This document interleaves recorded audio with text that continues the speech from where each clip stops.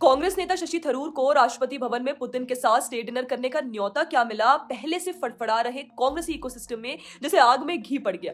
दोस्तों, पवन खेड़ा बौखलाए हुए हैं कि शशि थरूर ने यह न्योता स्वीकार कैसे कर लिया। उन्होंने इस तरह से न्योता दिया, वो भी बहुत सवालिया निशान रखते हैं उस पर, और जिन्होंने इस न्योते को स्वीकार किया उस पर भी सवाल उठता है। वहीं राजदीप सरदेसाई इसे पेटी और पोलराइज पॉलिटिक्स का नाम दे रहे हैं। मतलब कमाल है कि एक तरफ यही लोग रोते हैं कि सरकार विपक्षी नेताओं को भारत आए विदेशी मेहमानों से मिलने नहीं देती, और जैसे ही विपक्ष के ही एक नेता को पुतिन के साथ डिनर का न्योता मिला तो अब इस पर भी आपत्ति। भाई, पहले आप लोग तय कर लो कि आपका मुद्दा आखिर है क्या।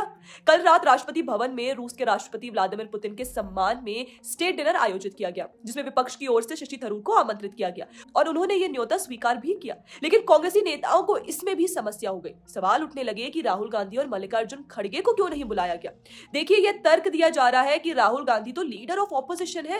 अरे भाई, राहुल गांधी का पुतिन से मिलना क्यों अनुचित है, यह हम पहले ही एक वीडियो में आपको विस्तार से समझा चुके हैं। फिर भी देखिए, यहां दोहराना जरूरी है। जो व्यक्ति अपने देश की उपलब्धियों पर खुशी नहीं जताता, जो विदेश जाकर भारत को बदनाम करता है, उससे यह उम्मीद कैसे की जाए कि वह पुतिन जैसे वैश्विक नेता के सामने डेकोरम बनाए रख पाएगा या फिर देश की छवि को नुकसान नहीं पहुंचाएगा। ईमानदारी से कहे तो इसकी गारंटी तो शायद उनकी मां भी नहीं ले सकती। अब सवाल यह है कि शशि थरूर को क्यों बुलाया गया। देखिए, इसके पीछे कुछ ठोस कारण है। पहला यह कि शशि थरूर वर्तमान में parliamentary standing committee on external affairs के चेयरमैन है। यह पद भारत की विदेश नीति और विदेश मंत्रालय की निगरानी से जुड़ा होता है, जिसमें अधिकारियों को तलब करने और नीतियों व प्रक्रियाओं की समीक्षा करने का अधिकार शामिल होता है। दूसरा, शशि थरूर कई मौकों पर विदेश मंत्री एस जयशंकर के साथ राजनयिक कार्यक्रमों में भारत का प्रतिनिधित्व कर चुके हैं। यहां तक कि ऑपरेशन सिंदूर के बाद जब भारत ने अलग अलग देशों में डेलीगेशन भेजे थे ताकि दुनिया को भारत की क्रॉस बॉर्डर टेररिज्म के खिलाफ सैन्य शक्ति और नीति के बारे में बताया जा सके, उस डेलीगेशन का हिस्सा भी शशि थरूर ही थे। इसके अलावा शशि थरूर ने करीब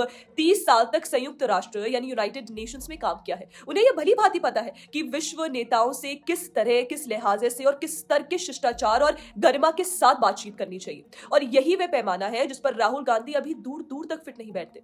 असल दिक्कत देखिए, कांग्रेस इकोसिस्टम की यही है कि वो पहले शिकायत करते हैं कि हमें विदेशी नेताओं से मिलने नहीं दिया जाता, और जब उनके ही एक नेता को यह मौका मिलता है तो शिकायत यह हो जाती है कि राहुल बाबा को क्यों नहीं बुलाया गया। कांग्रेस आज भी प्योर एंटाइटलमेंट की दुनिया में जी रही है, जहां राहुल गांधी को लगता है कि परदादा नेहरू प्रधानमंत्री थे, दादी प्रधानमंत्री थी, पिता प्रधानमंत्री थे, तो वह भी बाय डिफॉल्ट खुद को प्रधानमंत्री मान बैठे हैं। लेकिन अफसोस कि देश की जनता ने इस परिवारवादी मानसिकता को 2014 में ही खारिज कर दिया था। और वैसे भी कांग्रेस के भीतर शशि थरूर से नाराजगी नई बात नहीं है, क्योंकि वह भी प्रधानमंत्री मोदी के ऑपरेशन सिंदूर की तारीफ कर देते हैं, कभी अपनी ही पार्टी की गलतियां पर सवाल उठा देते हैं।